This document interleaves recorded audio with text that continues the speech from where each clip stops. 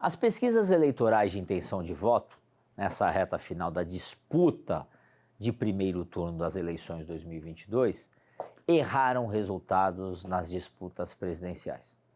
Os governos e o Senado, na corrida do Planalto, principalmente no estado de São Paulo, o presidente Jair Messias Bolsonaro, que oscilava na faixa dos 35%, obteve 43%. É um absurdo.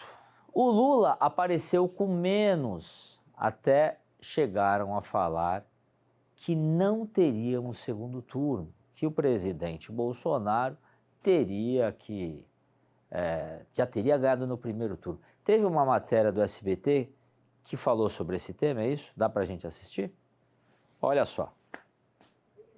Um país dividido entre Luiz Inácio Lula da Silva, do PT, e Jair Bolsonaro, do PL. Segundo Marcelo Soares, do Instituto Lagon Data, um movimento de última hora entre os bolsonaristas não foi captado pelas pesquisas. Foi muito rápido a maneira como as campanhas faziam a busca pelo voto útil. Não foi só o Lula que buscava o voto útil, né? As campanhas do Bolsonaro também buscavam virar voto para o lado dele.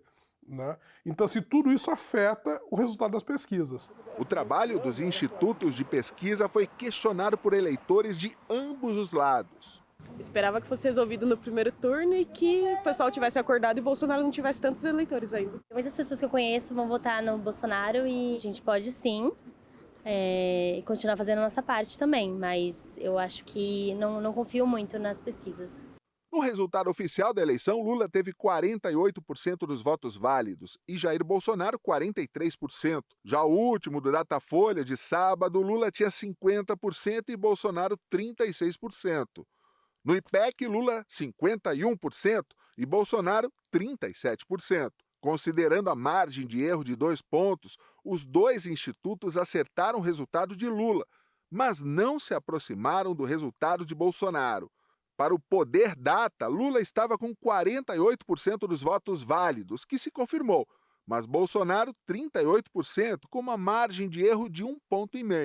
Já o Instituto Paraná Pesquisas, na sexta-feira, estimava que Lula tinha 47% dos votos válidos e Bolsonaro 40%, com uma margem de erro de 2,2 pontos e chegou bem próximo do resultado. A CEO do Instituto explica que eles observaram os movimentos regionais. A Paraná Pesquisas ela fez pesquisas em quase todos os estados brasileiros. Isso nos dava uma segurança muito grande de entender esse ambiente volátil que é o ambiente político. O maior colégio eleitoral do país foi decisivo no primeiro turno das eleições presidenciais. Os números finais da eleição em São Paulo surpreenderam os especialistas. Nenhum instituto de pesquisa apontou a vitória de Marcos Pontes, do PL, ao Senado, nem a liderança de Tarcísio de Freitas, do Republicanos, na corrida ao governo do estado. São Paulo entra no segundo turno com uma outra fotografia. De acordo com as pesquisas, Tarcísio de Freitas disputava uma vaga no segundo turno com Rodrigo Garcia, do PSDB, enquanto Fernando Haddad, do PT, estava no primeiro lugar. Os institutos também não acertaram no Ceará. Eumano de Freitas, do PT, foi eleito para o governo do estado no primeiro turno, quando as pesquisas apontavam uma nova rodada. E assim como Marcos Pontes, em São Paulo, no Rio Grande do Sul, o general Hamilton Mourão, do Republicanos, surpreendeu ao ganhar a vaga para o Senado. Para o Legislativo, o eleitor decide na última hora. Se tu vai olhar as pesquisas que tinha para Senado, a quantidade de indecisos ao longo de toda a campanha sempre foi mais alta do que para governador.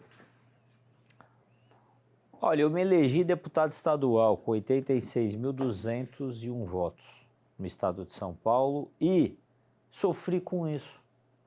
Teve institutos de pesquisas locais, em regiões onde eu represento, que não colocaram meu nome na pesquisa e eu tive voto nas cidades. Isso atrapalha por quê? Porque manipula a cabeça das pessoas. O instituto que mais acertou, que a gente viu aí, foi o Paraná Pesquisa. Esse pareceu um instituto mais sério. Mas nenhum instituto apontou a liderança do Tarcísio e a vitória do astronauta Marcos Pontes no estado de São Paulo. Eu estava na rua, andei o estado inteiro e dava para sentir o resultado do Bolsonaro. Dava para sentir o resultado do Marcos Pontes. Dava para sentir o resultado do Tarcísio, que quase ganhou no primeiro turno. E as pesquisas seguem as bases científicas para serem feitas. Mas e o Datapovo, que nunca foi entrevistado, né? O Datapovo, que é o povo na rua. Não dá para entender, gente. E sabe que indo um pouco mais além disso daí, tudo que está acontecendo com nesses institutos de pesquisa, deveria perder a licença. Essa é a minha opinião. Se um instituto de pesquisa ele erra por um número de porcentagens, por exemplo, o Datafolha, de 36% errar para 43%, será que deve ser mantido a licença do Datafolha? Mesma coisa do IPEC, né? A mesma coisa, por exemplo, ó, o Poder Data, ele estava com 43%, a margem de erro é de 3%. A margem de erro aí do Datafolha, por exemplo, está 7%. 7% a data de erro, não é de 3%. E aí, se você for olhar, o do Lula, quando ele coloca ali, não é o 48%, é o 50%. Joga mais para cima o Lula e mais para baixo o presidente Bolsonaro. Isso faz o quê? Manipula a cabeça da pessoa. Porque nenhuma pessoa quer votar em quem está perdendo. Será que um instituto que erra dessa magnitude tem que continuar com a licença? É isso que a gente se pergunta.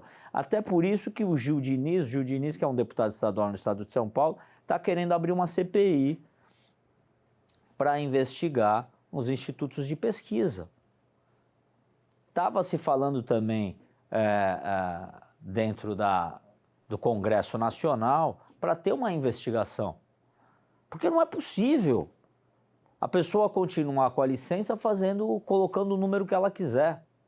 É lógico que ela fala que foi entrevistar fulano de tal, fulano de tal, fulano de tal, mas a gente precisa ver os dados da onde essa pesquisa está sendo feita. Porque é lógico que tem a manifestação do Bolsonaro.